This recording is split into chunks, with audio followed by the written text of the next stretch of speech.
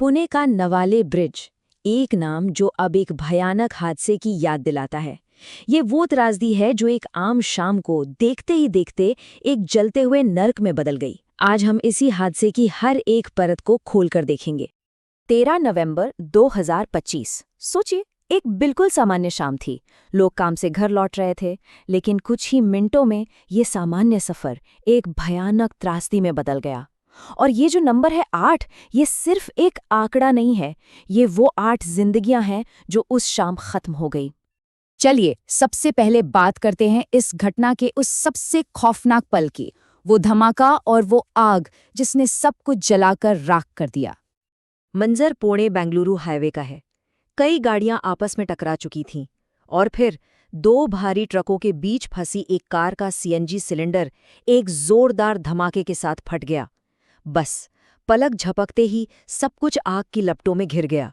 जो लोग अंदर फंसे थे उनके पास बचने का कोई रास्ता नहीं बचा था।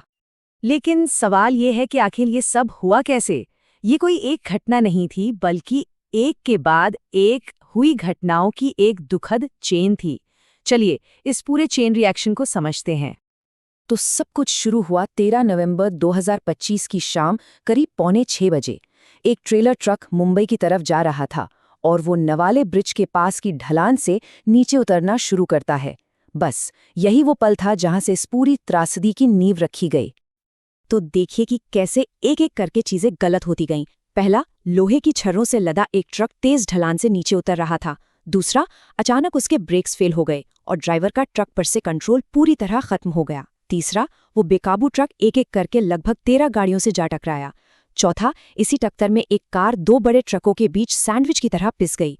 और पांचवां और सबसे भयानक कदम, उसी कार का सीएनजी सिलेंडर फट गया और पूरे मंजर को आग ने अपनी चपेट में ले लिया। ये तो बात हुई कि हादसा कैसे हुआ, लेकिन इसका असर कितना भयानक था। चलिए अब नजर डालते हैं उन आंकड़ों पर जो इस त्रासदी के मानवीय पहलू को दिखाते हैं। इस हादसे में कुल 8 लोगों की मौत की पुष्टि हुई और ये बात और भी दिल दहलाने वाली है कि मरने वालों में एक ही परिवार के लोग और ट्रक के क्रू मेंबर्स भी शामिल थे। जान गंवाने वालों के अलावा 20 से ज्यादा लोग घायल हुए, जिनमें से कई की हालत बहुत ही गंभीर थी।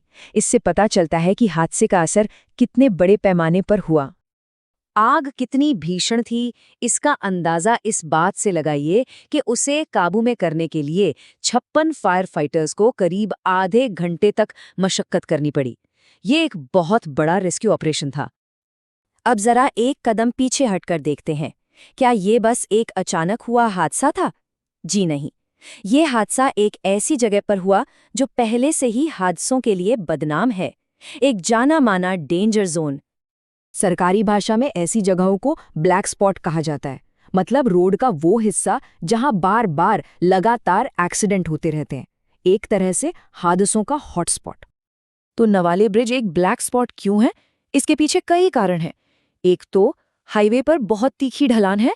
दूसरा, यहाँ ट्रैफिक हमेशा बहुत ज्यादा रहता है। तीसरा, गाड़ियों का ब्रेक फेल होना यहाँ आम बात है।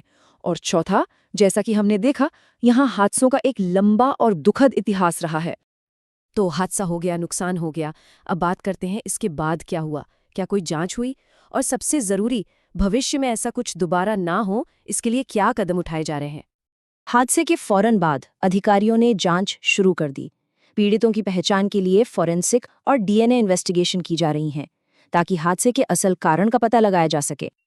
देखिए, इस जगह को सुरक्षित बनाने की मांग कोई नई नहीं है। ये बहुत लंबे समय से चल रही है और एक स्थायी समाधान के तौर पर एक एलिवेटेड रोड बनाने का प्रस्ताव भी है।